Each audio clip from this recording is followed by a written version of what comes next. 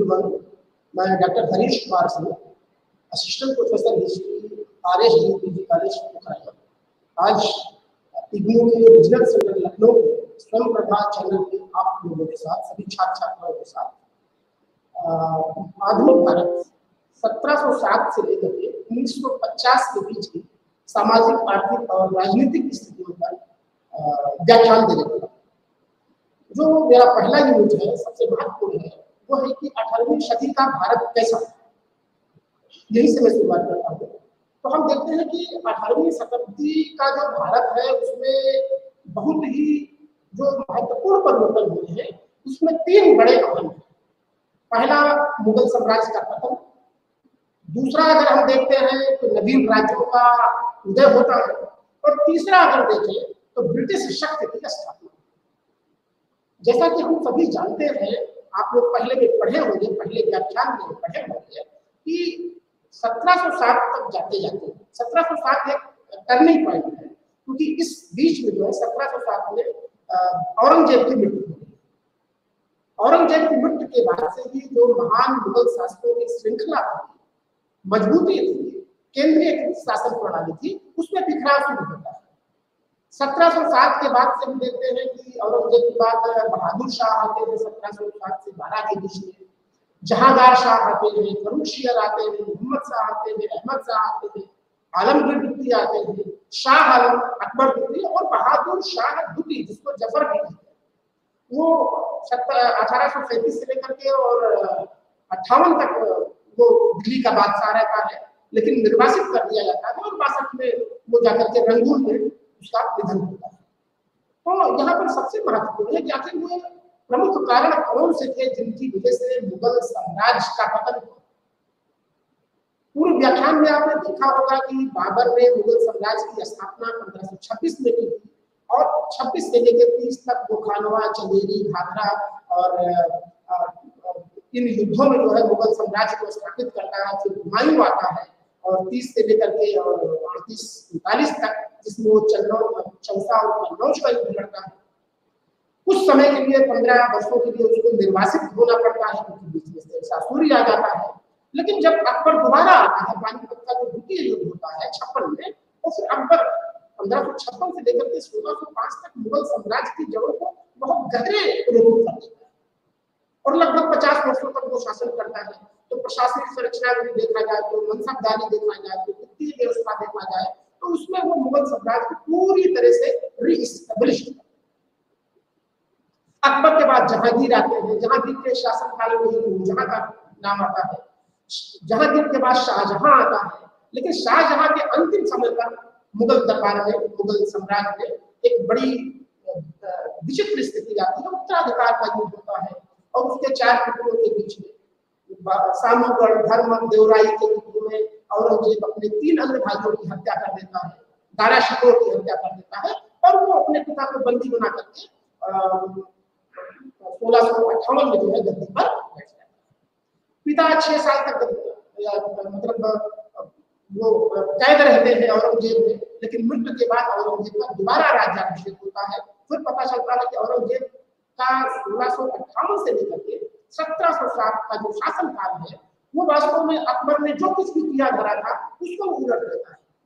उसकी कट्टर धार्मिक नीतियां, कट्टर राजपूत नीतियां, साम्राज्य विस्तार के प्रति अनथक प्रयास, जैसे वो बीजापुर गोलबंदा को जीतने के लिए पूरे के पूरे अपने अंतिम 15 वर्ष दक्षिण में बिता देता है।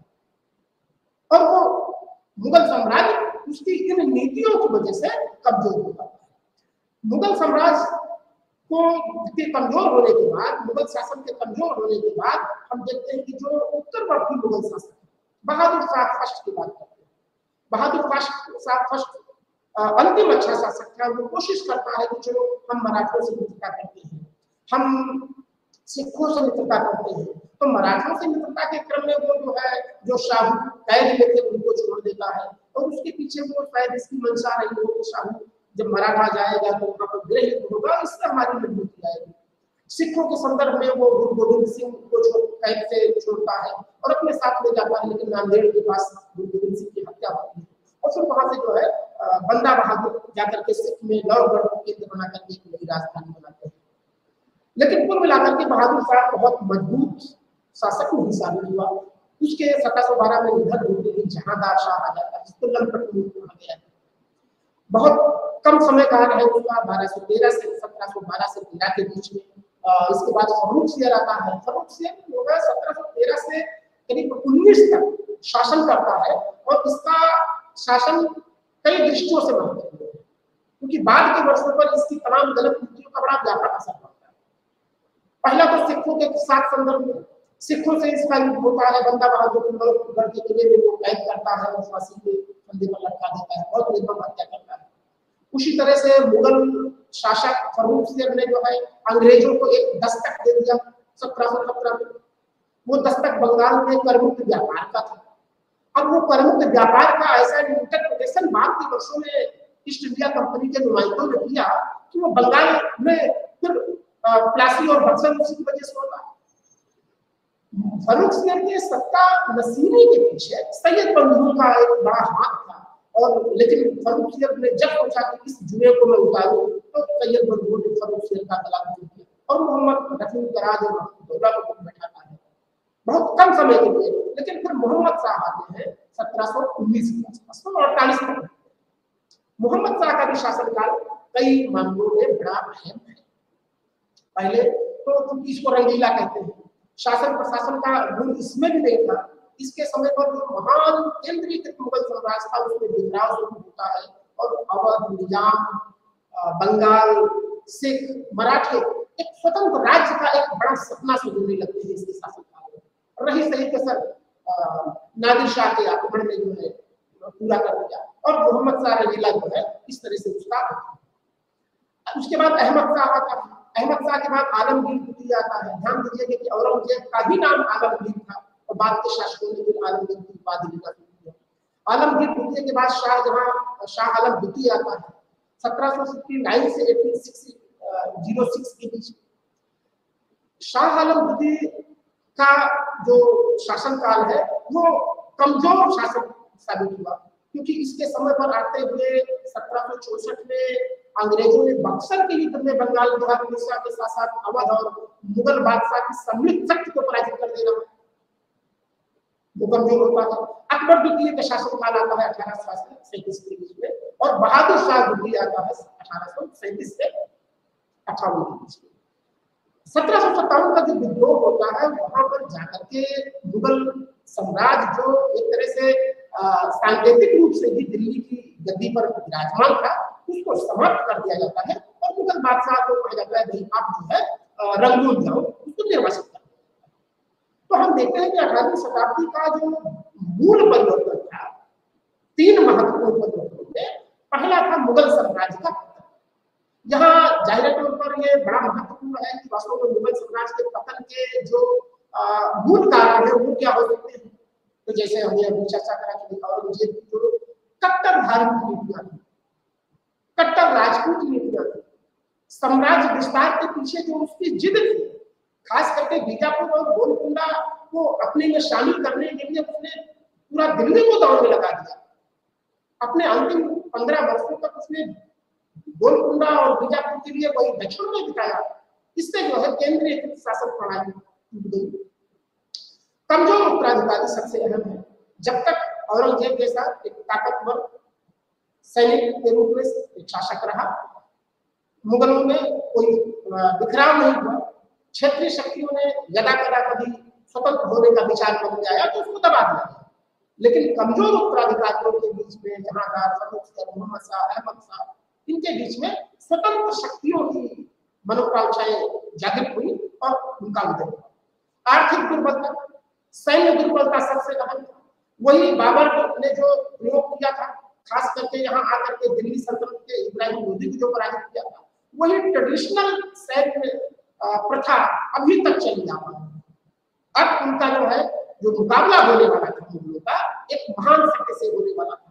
नादिर शाह एक लुटेरा था जिसकी गतिशीलता बहुत ज्यादा थी, अच्छा सैनिक था और तलवारबाज था, तीरंदाज था, और सबसे ऊपर एक ऐसी शक्ति जो है कोने में बैठी इस मुगल साम्राज्य के कमजोर स्थिति को वाच कर रही है, वो थी अंग्रेज, जो कूटनीति में बड़े माहिर थे, अस्त्र शस्त्र में वो बड़े माहिर थे, उनकी सेना का बहुत बड़ा अनुशासन था, उन चीजों की भी हम चर्चा करेंगे।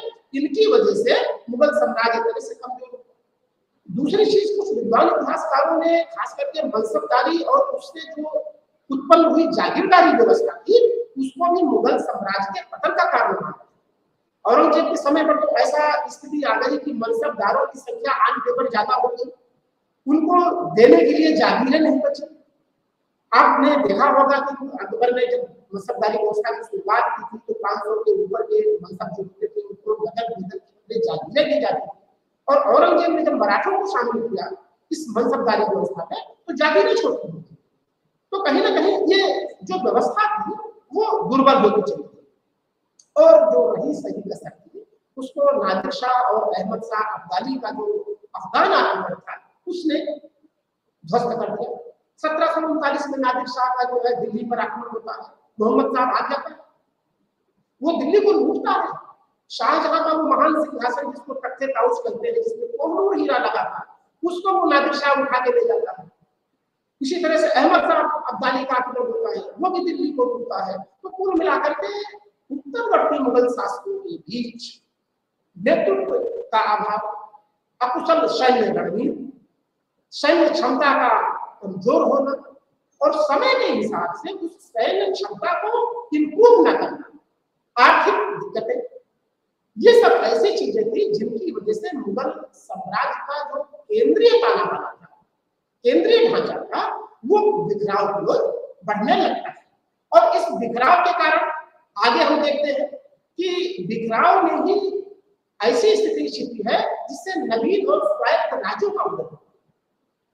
हमने अभी देखा कि मोहम्मद शाह, जिसको रंगीला कहते हैं, 1719 से लेकर के और 48 तक उसका शासन था। उसके समय पर अवध स्वतंत्र था। आप लोगों को ये बात ध्यान रखना होगा कि मुगल काल के अच्छे समय में अकबर के समय पर करीब 18 राज्य थे, औरंगजेब के समय पर 21 राज्य थे। तो उन राज्यों को सूबा था और सूबे में दो अधिकारी होते थे, सूबेदार होता था और राजमान होता था। सूबेदार के पास एक सेना होती थी और प्रायः ताकतवर होती थी। तो जब तक केंद्रीय शक्ति काम करती थी वो सूबेदार अपनी जिम्मेदारी निभाता रहता था और केंद्र के हिस्से की हिस्सेदारी उसको भेजता रहता था। लेकिन जैसे ही दिल्ली का बादशाह कमजोर हुआ तो ये सूबेदारों ने जो है अपनी सेना के बल पर और छोटे कर्जदारों को, जमींदारों को मिला करके विद्रोह करना शुरू किया और स्वतंत्रता की घोषणा की। इसमें सबसे अहम है अवध, एक बहुत बड़ा सूबा था और 1722 में शहादत खान ने इसकी स्वतंत्रता की। दूसरा सूबा हैदराबाद का नाम था। 1724 में निजामुद्दीन ने स्वतंत्र हैदराबाद की निजाम राज्य की स्थापना। आपको बताते चले कि सैयद बदरुद्दीन के पतन में निजामुद्दीन का बड़ा हाथ था और वो वास्तव में दिल्ली की स्थिति को सुधारना चाहता था, लेकिन मोहम्मद शाह रंगीला की गलत नीतियों की वजह से उसने दिल्ली को छोड़ दिया और उसने अपनी भलाई इसी में सोची कि वो हैदराबाद जाकर के स्वतंत्र निजाम राज्य की स्थापना। तो सोचिए कितना भारी भरकम राज्य मुगल केंद्रीय ढांचे से अलग। बंगाल की बात करें तो मुर्शिदकुली था। आज का बंगाल, बिहार और उड़ीसा, इन तीनों को मिलाकर के बंगाल और मुर्शिदकुली खान ने अवध मुगल साम्राज्य से इसको स्वतंत्र कर दिया। ये बहुत बड़ी बात थी। सिखों की बात करें तो जैसा कि हम जानते हैं कि सिखों का जो संबंध था मुगलों से इतिहास में कभी अच्छा नहीं। भाई गुरु अर्जुन देव देव को फांसी दे दिया था जहांगीर ने, इस आरोप में कि जहांगीर के विद्रोही पुत्र को अर्जुन देव ने संरक्षण दिया। गुरु तेग बहादुर को औरंगजेब ने फांसी दे दिया था, उनकी बेटों को चुनवा दिया था और गुरु गोविंद सिंह को कैद में कर लिया था। लेकिन औरंगजेब की मृत्यु के बाद बहादुर शाह ने सोचा, उसके बेटे ने सोचा चलो सिखों से बचता का हाथ बढ़ाते हैं और गुरु गोविंद सिंह को दक्षिण में खींच लेंगे। लेकिन जब दक्षिण में गुरु गोविंद सिंह की मृत्यु होती है तो वो बंदा बहादुर को भेजते हैं पंजाब, तो कहते हैं जाके राज्य का निर्माण। तो वो जाकर के सिख राज्य का निर्माण करता है और करीब 1716 के आसपास फर्रुख शेर जो है एक आमने सामने की मुठभेड़ में बंदा बहादुर को दौड़ पड़ने के लिए गिरफ्तार करते हैं और फिर दिल्ली में उसको फांसी की सजा देते हैं, कत्लेआम करते हैं। तो सिखों का एक स्वतंत्र राज्य बनने की कोशिश हुआ था, लेकिन कुछ समय के लिए वो डाउनफॉल कर गया। बाद में भी हम देखेंगे कि किस तरह से रणजीत सिंह ने जो है सिखों के एक महान राज्य का निर्माण किया। आगे हम देखते हैं मैसूर सबसे अहम है। मैसूर के बारे में बताते चले कि मैसूर के स्वतंत्र राज्य का निर्माण हैदर अली ने किया था और बाद में टीपू ने उसको विस्तार देने की कोशिश की। उस मध्यकालीन मुगलिया तंत्र से स्वतंत्र हुए राज्य में मेरा मानना है कि मैसूर सबसे प्रगतिशील राज्य था। उसकी सैन्य प्रणाली काफी अच्छी थी। वो एक तरह से पाश्चात्य देशों से अपनी सैनिक ड्रिल और सैनिक साज सज्जा और आधुनिक पद्धतियों को अडॉप्ट करने के लिए सदैव टीपू सुल्तान तत्पर रहता है। फ्रांस के जैकोबिन क्लब का सदस्य नहीं बनता है, लेकिन आप देखो कि मैसूर राज्य का जो निर्माण हुआ था वो विजयनगर साम्राज्य की पृष्ठभूमि में ही हुआ। 1565 के आसपास आप देखते हैं कि कालीकोटा का युद्ध होता है और वो वही विजयनगर साम्राज्य जो मोहम्मद बिन तुगलक की गलत नीतियों के वजह से एक राज्य के रूप में खंडर और गुप्ता ने बनाया था। 1565 में कालीकोटा के युद्ध में बहमनी के 5 राज्य गोलकुंडा, बीजर, बहमनी, अहमदाबाद, अहमदनगर ये सब मिलकर के उसको युद्ध में पराजित करते थे और विखंडित हो गए। तो उस विजयनगर की पृष्ठभूमि में अरियुड वंश बनता है और अरियुड वंश का ही शासक था रंग तृतीय, जिससे सत्ता हड़प करके करीब 1761 के आसपास हैदर अली ने वहां पर शासन करना है। उसका निरंतर निजाम से और मराठों से संघर्ष चलता है। उसका संघर्ष अंग्रेजों से चलता है। हैदर अली के बाद जब टीपू सुल्तान आता है तो चूंकि वो महत्वाकांक्षी था, शायद वो पहला शासक था जिसने अंग्रेजों की इस साम्राज्यवादी विस्तारवादी नीति को का अंदेशा हो गया और वो उससे निपटने के लिए इंतजाम कर रहा था। टीपू सुल्तान अंग्रेजों के शत्रुओं को अपना मित्र बना करके अपनी सैन्य व्यवस्था को उत्कृष्ट करना चाह रहा है। वो फ्रांस के जैकोबिन क्लब का सदस्य बनता है, फ्रांसीसी कमांडरों को बुला करके अपने सैनिकों को वो ट्रेनिंग देने की बात करता है, स्वतंत्रता का वृक्ष लगवाता है, शासन प्रशासन का आधुनिकीकरण करने का प्रयास करता है। लेकिन ये बात अंग्रेजों को जो धीरे धीरे विस्तार की तरफ बढ़ रहे थे नागवार हुई और 1799 के चतुर्थ आंग्ल मराठा मैसूर युद्ध में टीपू सुल्तान वीर गति को प्राप्त होता है और मैसूर राज्य को जो है बम्बई मुंबई प्रेसिडेंसी में मिला दिया जाता है और रंग तृतीय के वंशज किसी राजा को वहां का एक शासक बना दिया जाता है। तो इस तरह से मैसूर का भी होता है। अब सबसे महत्वपूर्ण है मराठा शासन, जो हमने अभी चर्चा करा था कि वास्तव में 18वीं शताब्दी के 3 बेसिक कैरेक्टर थे।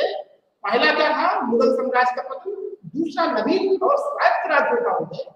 इस श्रृंखला में मराठों का उदय एक बहुत अहम है।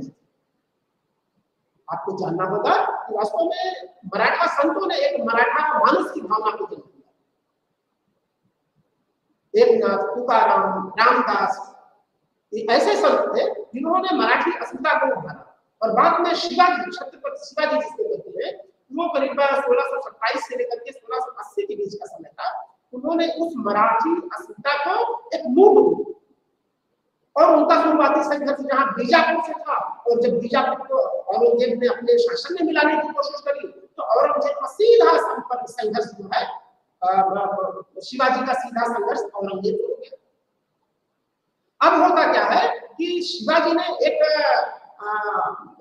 सेना का गठन करके, उनकी जो है 2.5 फीट की नीति थी, वो सेना का गठन करते जो है गुरिल्ला वार और उन्होंने अंततः 1674 में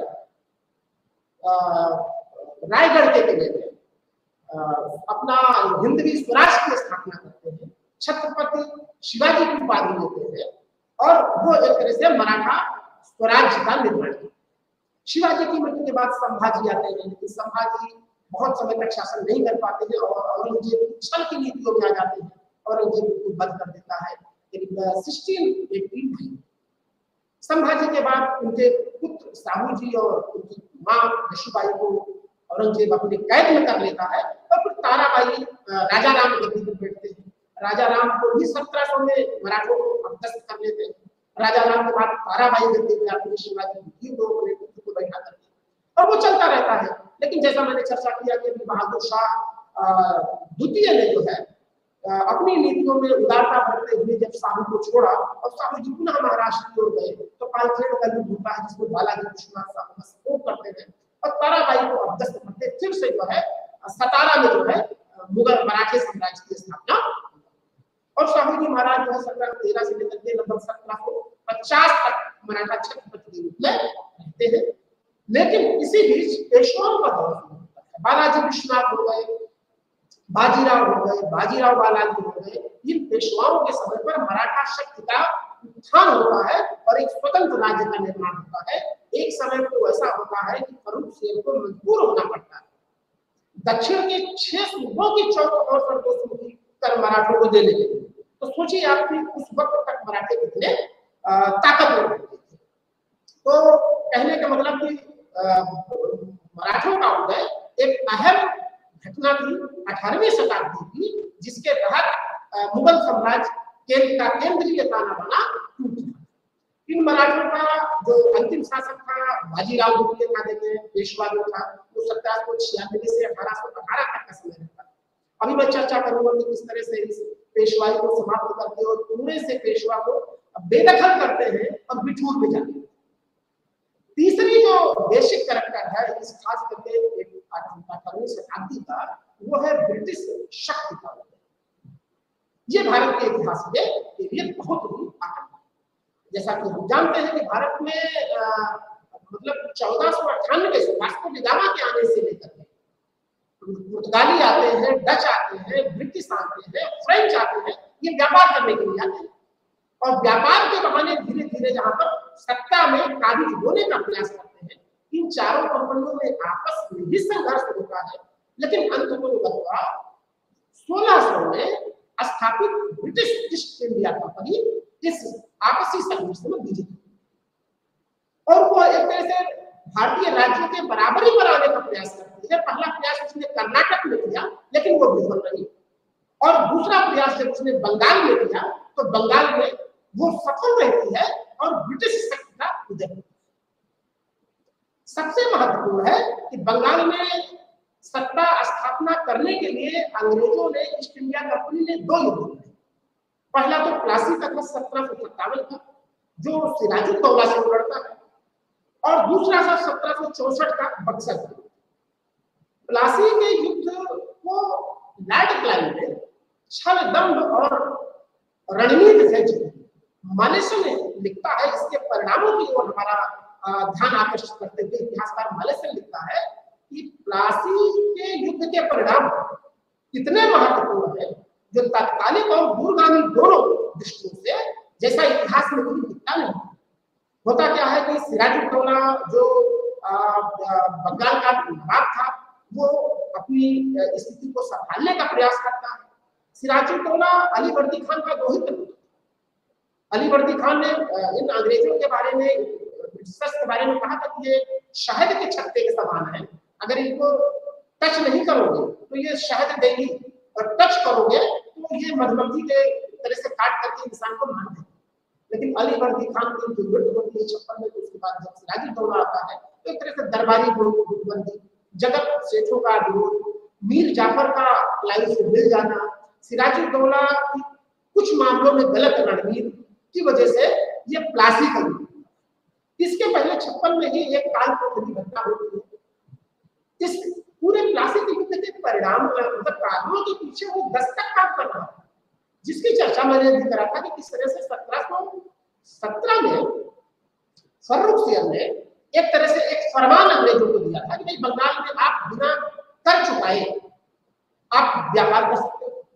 अंग्रेजों की इस नीतियों से बंगाल के राजस्व का बड़ा घाटा हो रहा है। कारण है जो अंग्रेज कंपनी के गुमास्ता थे, वो अपने सामानों के साथ साथ अन्य लोगों के सामान को भी मुफ्त में इधर से उधर बिना चूके के आवागमन करते थे। इसके लिए उसने जब निर्देश दिया कि ऐसा मत करो, तो सिराजुद्दौला की स्थिति को जो है अनदेखा किया, और सिराजुद्दौला अपने को एक तरह से स्थापित करना चाह रहा है। उसने दंड देने के लिए जो है अंग्रेजों का, खास करके जो बंगाल का फोर्ट विलियम किला था, उसका घेरा डाला। तो वहां से कुछ स्त्री पुरुषों को अंग्रेजों को कैद किया और ला करके जो है उसको कैद कर दिया। और वहीं पर पता चलता है कि मेरे जो है करीब 125 के आसपास अंग्रेज स्त्री पुरुष बच्चे दम घुटने से कुछ काट कुचली में उनका मृत्यु हो जाती है, अकाल मृत्यु हो जाती है। इस बात को अंग्रेज लोग एक इशू बना करके वो फिर से सिराजुद्दौला के दरबार में षड्यंत्र करते हैं और 1757 में प्लासी का युद्ध। प्लासी में सिराजुद्दौला पराजित होता है और मार दिया जाता है। सिराजुद्दौला के बाद मीर जाफर जो गद्दार था, सिराजुद्दौला का ही एक सेना नायक था जो प्लाई से मिल गया था, उसको कठपुतली के रूप में गद्दी पर बैठा दिया जाता है और एक तरह से बंगाल की लूट, बंगाल के प्रशासन में भागीदारी का एक सिलसिला था। लेकिन जब मीर जाफर एक अच्छा शासन नहीं चला पाता है, जो कुछ भी देनदारी बंगाल के नवाब की अंग्रेजों के प्रति थी उसकी पूर्ति को नहीं कर पाता है, तो शांतिपूर्ण ढंग से 1760 में मीर जाफर को हटा करके मीर कासिम को बैठा दिया। इसके पीछे अंग्रेजों की मंशा थी कि मीर कासिम होशियार है और वो कुछ राजस्व व्यवस्था को ऐसा करेगा जिससे अंग्रेजों को लाभ। अब मीर कासिम आता है। मीर कासिम सत्ता पर आते ही वो एक तरह से स्थिति को भाप गया। वो समझ रहा था कि जब तक इस अंग्रेजी जुए को नहीं हटाया जाएगा तब तक कोई काम बंगाल की प्रगति नहीं हो सकती। उसने एक बहुत सोची समझी रणनीति का एक कोलिशन बनाया। वो अवध के नवाब और मुगल बादशाह शाह आलम के साथ मिलकर के एक संघ बनाता है और अंग्रेजों को चुनौती देने का प्रयास करता है बक्सर की युद्ध में 1764। और प्लासी का युद्ध विश्वासघात, लेकिन बक्सर का युद्ध इतिहासकार बताते हैं एक युद्ध। तीनों सेनाएं, बंगाल, अवध और मुगल बादशाह, तीनों सेनाएं एक तरह से सम्मिलित होकर के अंग्रेजों को चुनौती देते हैं। लेकिन 10 से 12 हजार की अनुशासित ब्रिटिश सेना, ईस्ट इंडिया कंपनी की सेना ने लाखों की इस भारतीय सेना को पराजित किया। और फिर ये भारतीय इतिहास का बड़ा टर्निंग पॉइंट है। बक्सर के युद्ध के बाद जो मुनरो लड़ता है, क्लाइव को फिर से भेजा जाता है क्योंकि भारत में ब्रिटिश साम्राज्य की स्थापना का श्रेय उसी को दिया जाता है। ब्रिटिश हुक्मरानों ने उसी को भेजा और फिर वो आकर के अवध के साथ और मुगल बादशाह के साथ, बंगाल के नवाब के साथ अलग अलग संधियां करता है और बंगाल, बिहार, उड़ीसा की दीवानी अंग्रेज लोग मुगल बादशाह, अवध पर तमाम तरह के प्रतिबंध और हर्जाना दे दिया जाता है, रोक दिया जाता है। बंगाल की जो बात है उसके पूरे खजाने को लूट लिया जाता है और बंगाल में खास करके अंग्रेज लोग अब भारतीय रियासतों के समकक्ष और धीरे धीरे करके मतलब फिर से उसको मीर जाफर को बैठाया जाता है 1765 में, लेकिन वो कठपुतली ही था। धीरे धीरे पूरा सत्ता और शासन जो है क्लाइव के हाथों में आ जाता है। फिर उसके बाद वारेन हेस्टिंग्स आते हैं, कार्लवालिस मालिस आते हैं, वेलेस्ली आते हैं। कुल मिलाकर के बंगाल एक तरह से अंग्रेजों के चंगुल में फंस गया। तो हम कह सकते हैं कि 18वीं शताब्दी की 3 अहम घटनाओं में ये तीसरी घटना जो ब्रिटिश शक्ति का बंगाल में उदय हो रहा है, ये बड़ी अहम है। बंगाल को अंग्रेजों के दृष्टिकोण से देखकर इसे दुधारू गाय कहा गया है, कारण कि अभी तक क्या होता था कि अंग्रेज लोग व्यापारी थे, वो वहां से बुलियन और ब्रिटिश मुद्रा लाते थे, यहाँ के सामानों को खरीदते थे और ब्रिटिश और यूरोप के बाजार में बेचते थे, उससे मुनाफा कमाते थे। अब स्थिति उलट गई।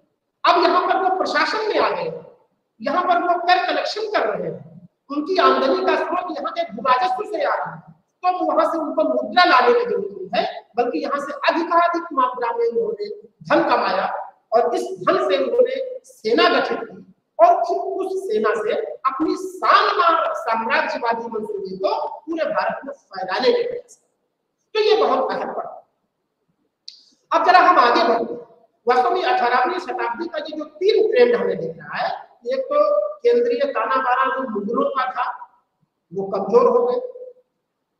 जब केंद्रीय शक्ति कमजोर हुई तो क्षेत्रीय शक्तियों का उभार लाजमी है और उसमें हमने देखा कि कैसे मैसूर, मराठे, अवध, निजाम, रुहेले, उधर राजपूताना, सिख एक स्वतंत्र राज्य के रूप में उभर रहे।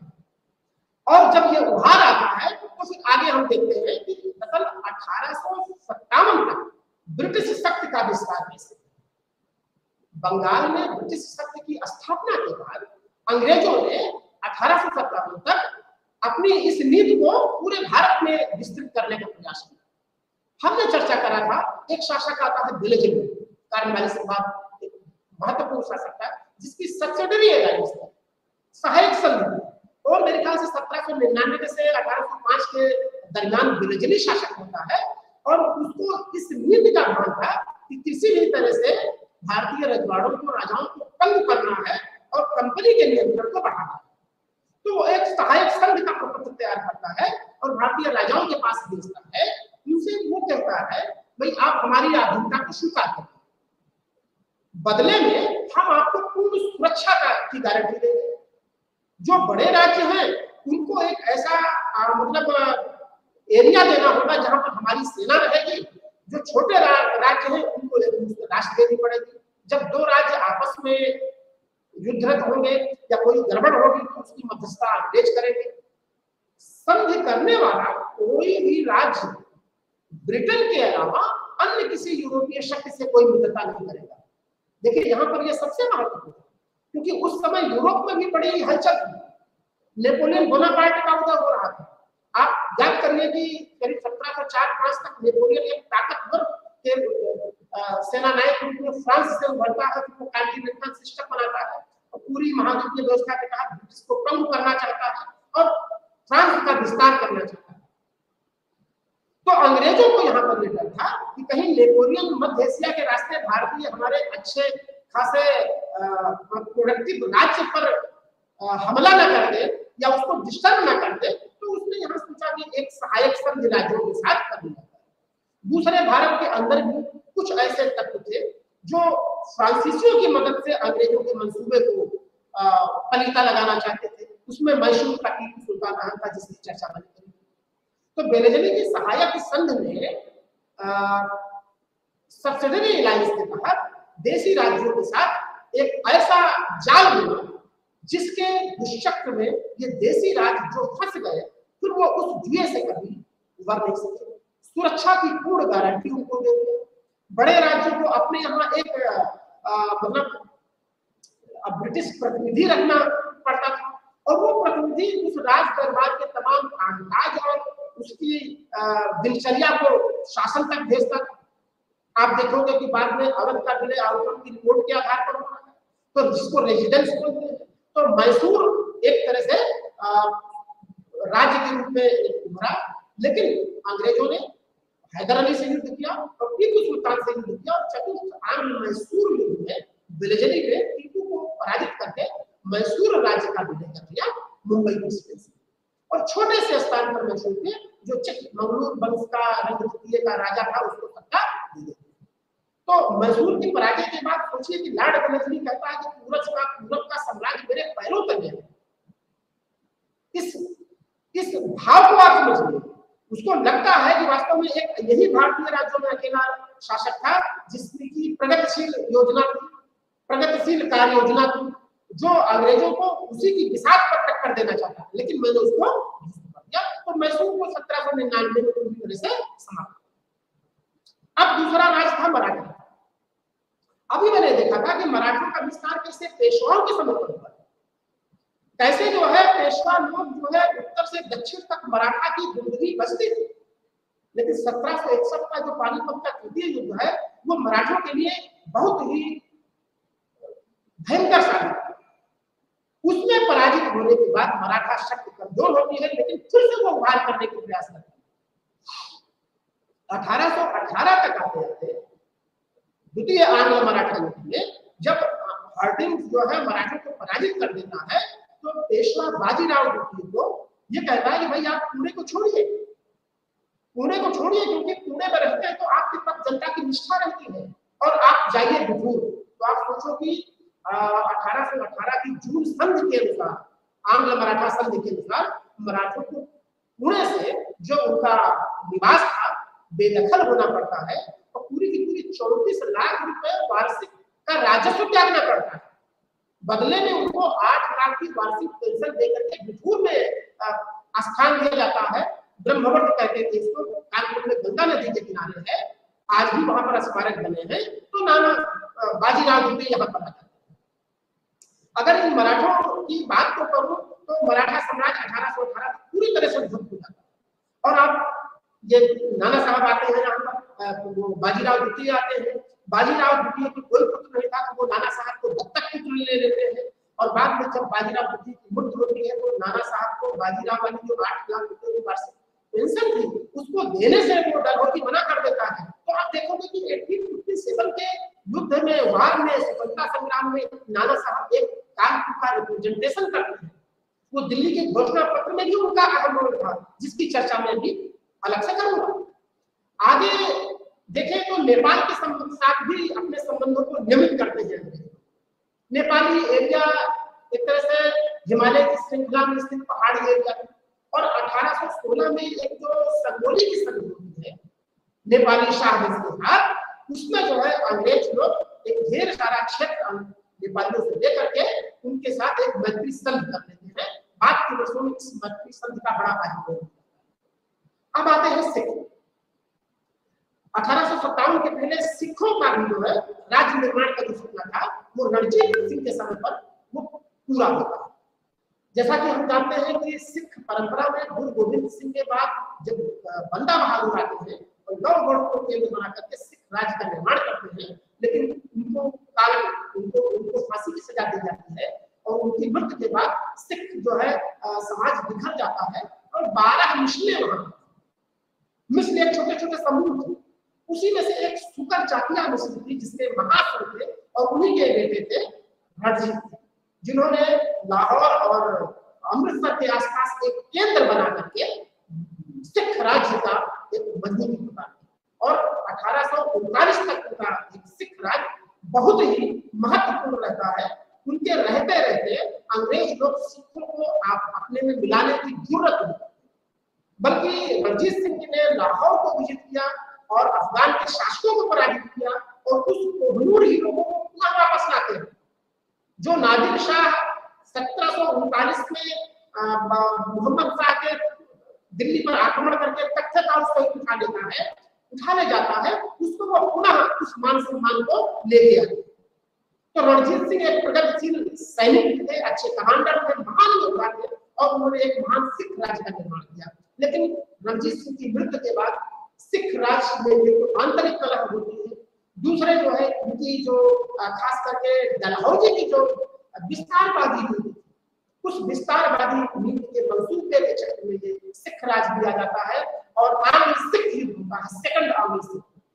ये होता है 1848 के आसपास और उसमें सिखों को पराजित करके और सिख राज्य का विलय ईस्ट इंडिया कंपनी या ब्रिटिश कंपनी के अधीन कर लिया जाता है और जो नाबालिग गरीब थे उनको पेंशन लेकर के लंदन भेज दिया जाता है पढ़ने के लिए और सिख राज्य पूरी तरह से समाप्त। अब आप देखिए कि जो 1857 तक विस्तारवादी है उस मंसूबे को सबसे ज्यादा अगर किसी गवर्नर जनरल ने विस्तार दिया है तो वो डलहौजी। उसने युद्ध के द्वारा, अपनी डॉक्ट्रिन ऑफ लेफ्ट विले की नीति के द्वारा, ये इनके प्रकार है उसने जो है मुगल मतलब साम्राज्य के इस कमजोर राज्यों को अपने लिए मिलाने का प्रयास किया। जैसे हमने बताया कि ये आंग्ल सिख युद्ध में सिखों को पराजित करके पूरा मराठा राज्य को जो है अपने में मिला लेता है और मराठा राज्य को मिला करके सतारा के जो पुराने शासक थे उनको जो है सतारा के एक सीमित क्षेत्र में गद्दी पर प्रताप सिंह को बैठा देता है और बाकी का बाकी पूरा मराठा साम्राज्य ब्रिटिश ईस्ट इंडिया कंपनी के आगे आ जाता है। आगे डलहौजी क्या करता है, सिंध का विलय करता है। इससे भी उसका जो है विस्तार की लिप्सा पूरी नहीं होती तो वो डॉक्ट्रिन ऑफ लेफ्ट व्यक्तिगत का सिद्धांत लेता है। वो ये एक तरह से सर्वे करवाता है कि ऐसे कौन से राज्य हैं जिनमें कोई वारिश नहीं है। उसने कहा भाई दत्तक पुत्रों को राज्य का वारिश नहीं माना जाएगा। तो आप देखोगे कि झांसी, बघार, बरार, उदयपुर, जयपुर, संभल, सतारा के राज्य का निर्माण 1818 में हुआ था।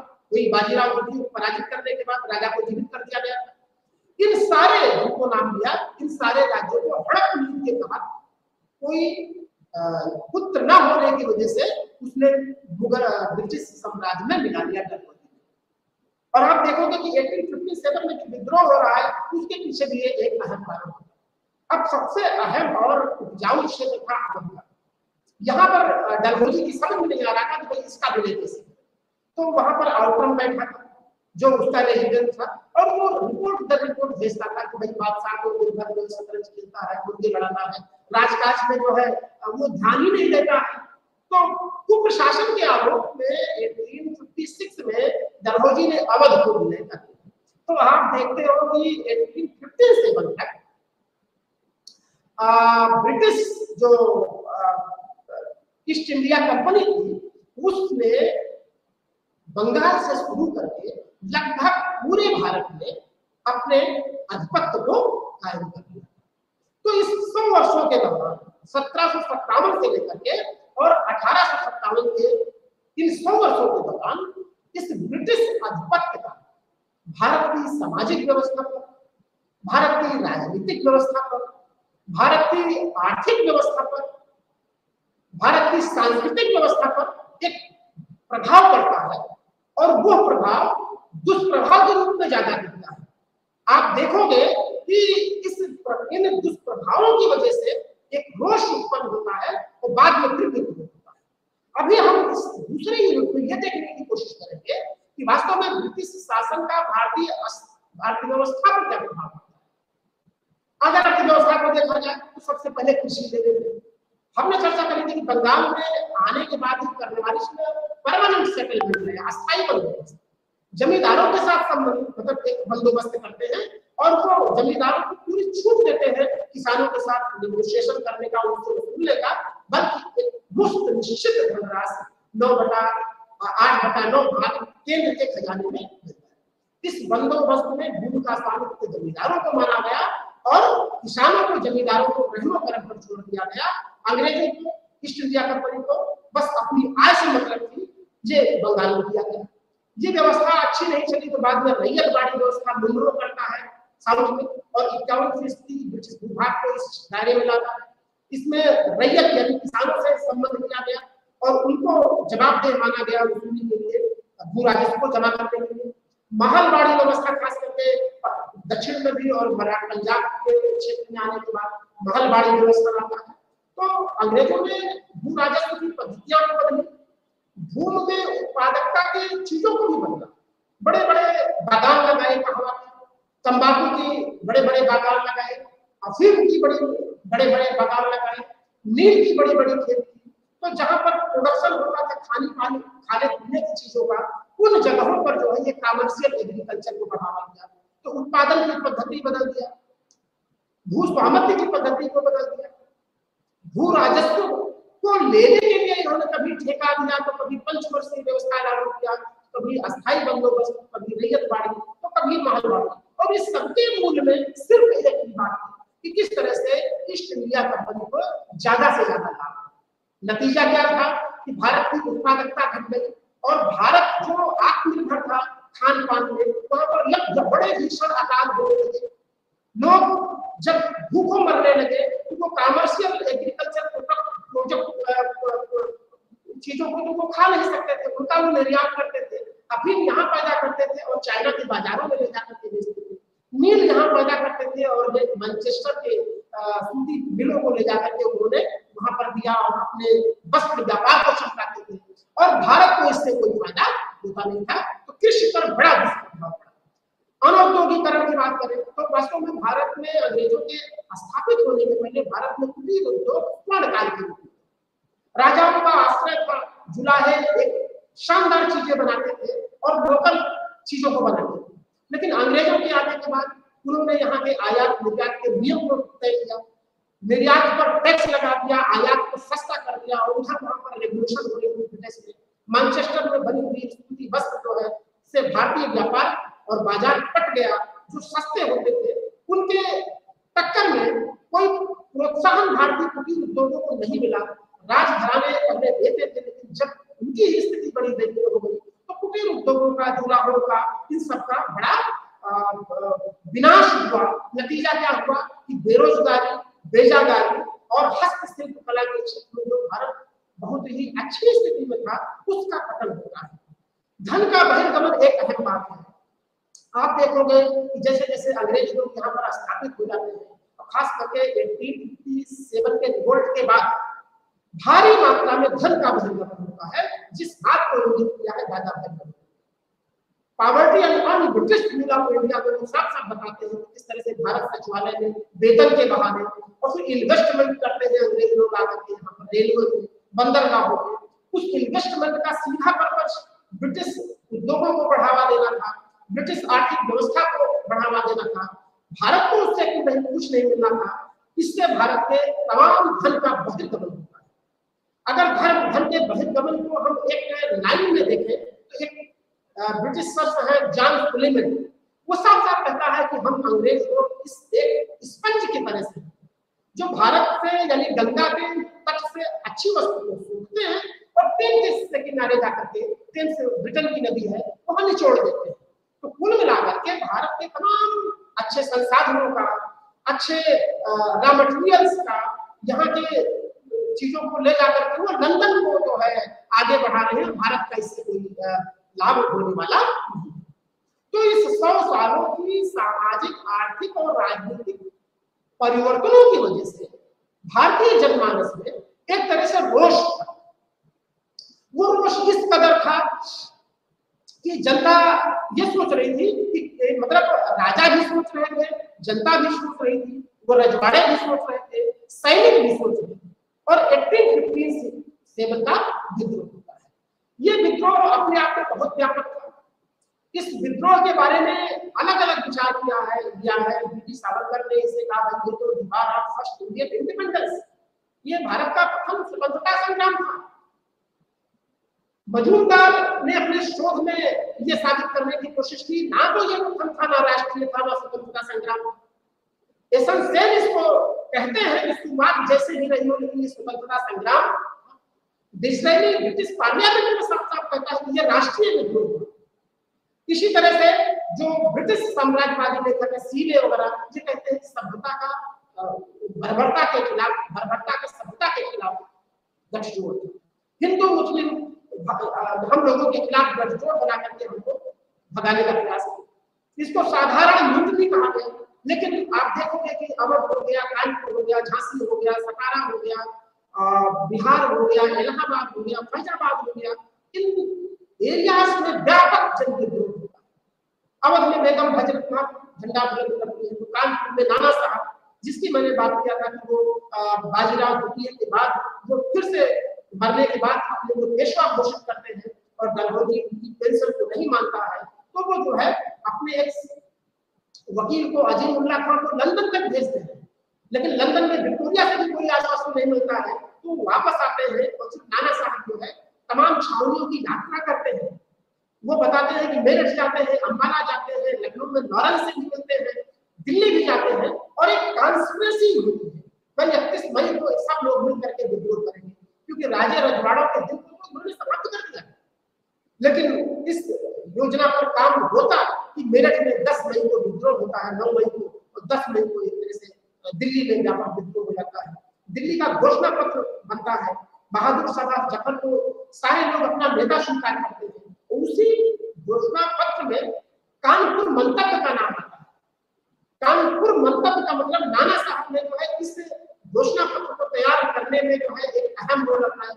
वो मुगल बादशाह के मतलब रुतबे को खुद स्वीकार करते हैं और मोहम्मदी झंडे को कानपुर में जो है अजीजन ने फैलाया और वहां से आने के बाद फिर हुइलर को कैद करते हैं और सती चौरा कांड होता है कानपुर में।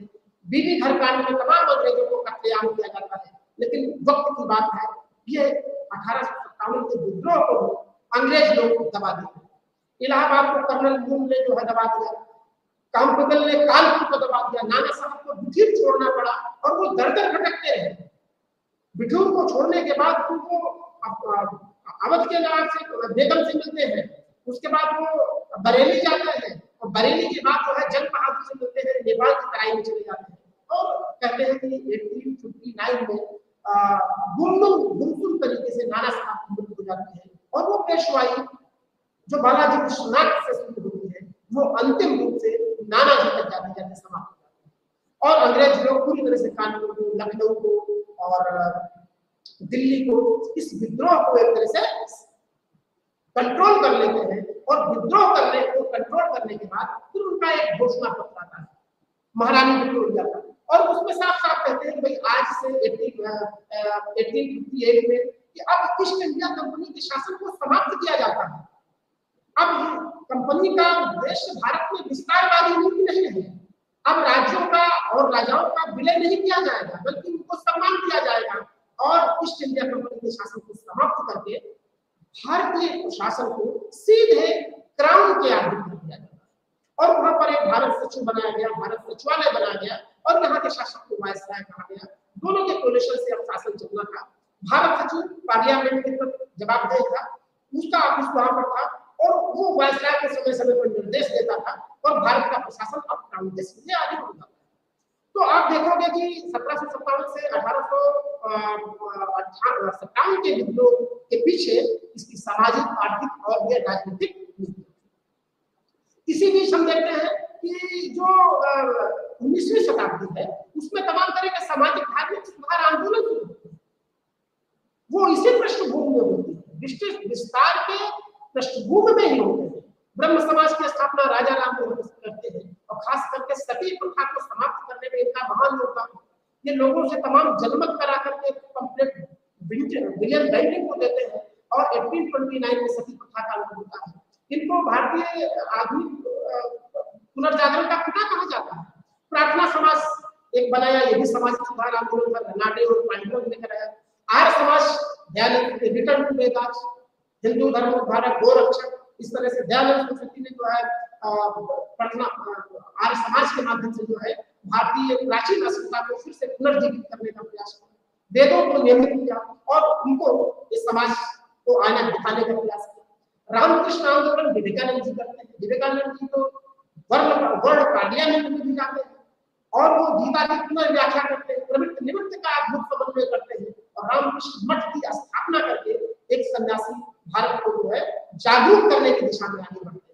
उनका शिक्षा में बड़ा कंट्रीब्यूशन है। राष्ट्रवाद के लिए उनके बातें विवेकानंद जी की बड़ी अहम है और इस तरह से थियोसोफिकल सोसाइटी है, मैडम ब्लावस्की ने इसकी स्थापना की, जो ब्रिटिश मूवमेंट के आधार पर भारत में भी जो है अंग्रेजों को सुधार के लिए विवश करता था। अलीगढ़ आंदोलन मुस्लिम आंदोलन था, सर सैयद अहमद खान से शुरू होता है। वास्तव में इसका उद्देश्य था मुसलमानों को शिक्षा की ओर, पाश्चात्य शिक्षा की ओर इंगित करना, मुसलमानों को अंग्रेजों से जोड़ना, मुसलमानों के प्रति जो अंग्रेजों में नफरत है, खास करके 1857 के विद्रोह के बाद उनको फिर से अंग्रेजों का राजमत बनाना और उस ब्रिटिश हिस्सेदारी, ब्रिटिश अनुकंपा को फिर से प्राप्त करना। और देखते हैं आपकी उसके बाद फिर मुस्लिम लीग की स्थापना होती है, 1909 का एक्ट आता है और एक तरह से सांप्रदायिकता की तरफ जाता है। सर सैयद अहमद खान खास करके ये जो शुरुआत में राष्ट्रवादी थे, लेकिन धीरे धीरे ये जाते जाते एक पृथकतावादी हो जाते हैं और मुस्लिम परस्त हो जाते हैं और आप देखोगे कि ये बीच आते जाते बाद में जाते जाते भारत विभाजन कर जाता है। देवबंद में मोहम्मद कासिम और आते हैं और इसी तरह से 19वीं शताब्दी में कुछ अहम सुधार अंग्रेजों के द्वारा भी हुआ गया, जैसे सती प्रथा का एक एक्ट आता है, शिशुबद्ध प्रथा पर रोक लगाई जाती है, विधवा पुनर्विवाह पर एक बाकायदा कानून पारित होता है।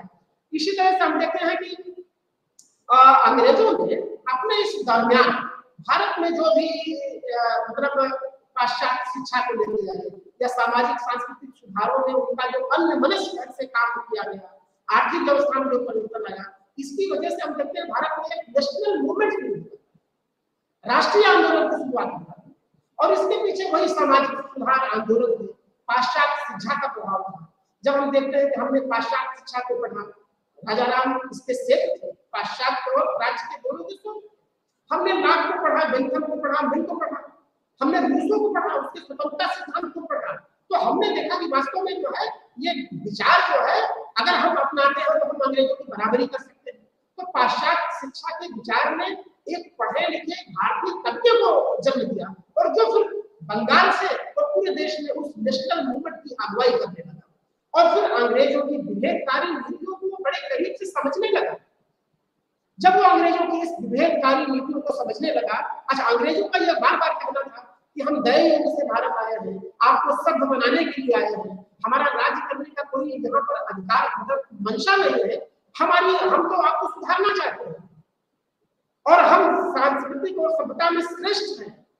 पाश्चात्य शिक्षा प्राप्त किए पढ़े लिखे वर्ग ने अंग्रेजों की इस मोनोपोली को तोड़ा किस दम्भ को तोड़ा कि हम भी पढ़े लिखे हैं, हमें भी वो वाजिब अधिकार चाहिए। तो जब अंग्रेजों ने उससे भी मना किया तब फिर एक तरह से यहाँ पर नेशनल मूवमेंट को एक तरह से हवा मिली। और उस राष्ट्रीय आंदोलन में फिर भारतीय राष्ट्रीय कांग्रेस की स्थापना होती है 1885 में। 85 से लेकर के 1905 का दौर उदारवादी युग है।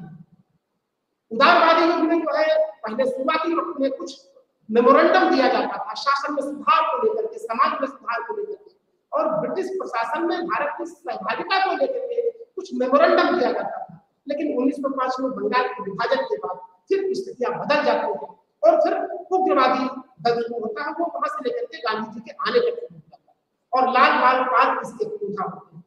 इसी तरह से महर्षि अरविंदो भी एक तरह से रिवोल्यूशनरी आइडिया देते हैं, लेकिन 1910 में वो जो पांडिचेरी चले जाते हैं और वहां जाकर के एक तरह से ऑरोविल में आश्रम बना करके राजनीति से संन्यास लेते हैं और आध्यात्मिक रूप से भारतीयों में जो है बल को जगाने का प्रयास करते हैं। यहाँ पर सबसे महत्वपूर्ण है खास करके स्वतंत्रता को जो गांधी के पदार्पण से लेकर के और आजादी तक का दौर। तो गांधी जी खास करके 9 जनवरी 1915 को भारत आते हैं और आपको बताते चले कि वो ब्रिटिश से पढ़े थे, गुजरात के रहने वाले थे, लेकिन अब्दुल्ला की वकालत करने के लिए अफ्रीका गए। वहां पर उन्होंने 20 साल तक अपनी कर्मभूमि बनाया, रंग भेद के खिलाफ उन्होंने आंदोलन चला। लेकिन जब जनवरी 15 में आते हैं तो भारतीय राष्ट्रीय आंदोलन की प्रवृत्तियों को समझते हैं। वो वक्त वही था जब फर्स्ट वर्ल्ड वॉर हुआ था 1914 से लेकर के 18 के दरमियान। तो गांधी जी यहाँ आकर के जगह जगह जाकर के भारतीय जनमानस को टटोलने का प्रयास करते हैं। चंपारण जाते हैं 1917 में, खेड़ा जाते हैं, अहमदाबाद जाते हैं। लेकिन इसी बीच क्या होता है, जलियांवाला बाग कांड आता है और जलियांवाला बाग कांड के बाद भारत में जनमानस पूरी तरह से असंतोष में उबाल होता है। उधर सेकंड वर्ल्ड वॉर के बाद जो आत्मन्याय के सिद्धांत पर अंग्रेज लोग प्रथम विश्व युद्ध लड़ रहे थे तो भारतीयों से मदद की दरकार कर रहे थे कि हम जीतने के बाद आत्मन्याय के आधार पर जो है वहां हम मध्य एशिया में भी कुछ चीजों में बदलाव करेंगे, भारत में भी स्वायत्तता देंगे। जब पूरा नहीं किया तो एक तरह से आंदोलन दूसरे चरण में चला जाता है और गांधी जी के नेतृत्व में 1919 से लेकर के 47 तक 3 बड़े आंदोलन होते हैं। 1920 का असहयोग आंदोलन, 1930-31 का सविनय अवज्ञा आंदोलन और 1942 का भारत छोड़ो आंदोलन। गांधी जी की रणनीति संघर्ष, समझौता, संघर्ष की रणनीति, सत्याग्रह पर विचार करते थे। आंदोलन में सहभागिता सुनिश्चित करने के लिए व्यापक विस्तार देना चाहते थे, सबको जोड़ना चाहते थे और अपनी इस रणनीति में वो कामयाब भी हुए और अंततः जाकर के 1947 में भारत को आजादी मिलती है।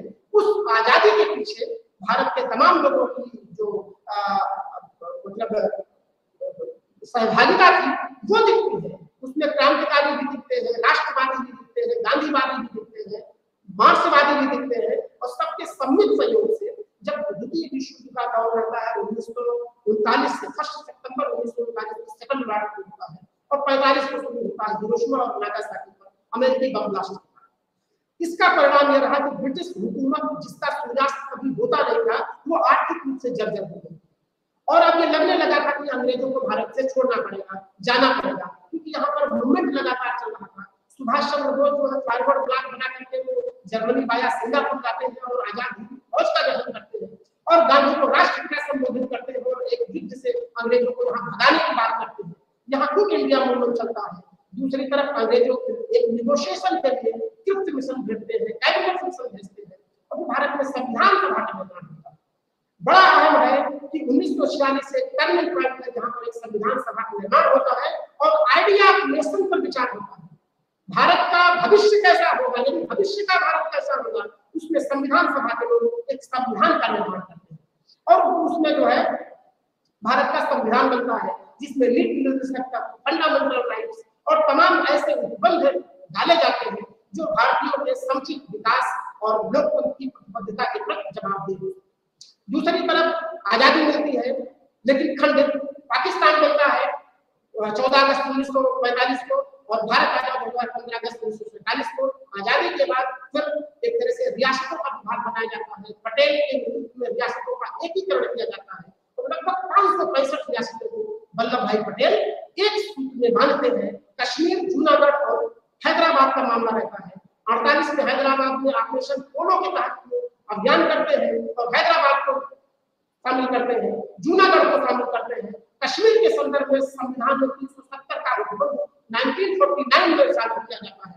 कुल मिलाकर के हम देखते हैं कि सत्ता से लेकर के 1950 तक भारत का जो इतिहास है विभिन्न उठापटक और उतार चढ़ाव से गुजरता है, लेकिन जब 1947 में भारत का आजादी मिलती है तो दोनों तरफ का विचार होता है। एक तरफ आइडिया नेशन पर, भविष्य का भारत कैसा होगा, संविधान बनता है, और दूसरा भारत के नेता पंडित जवाहरलाल नेहरू जो एक विजन लेकर के भारत में समग्र विकास विभिन्न क्षेत्रों में डेवलपमेंट की रूपरेखा तैयार करते हैं और भारत को 1950 तक ले जाकर के एक तरह से अच्छी स्थिति में छोड़ते हैं। धन्यवाद।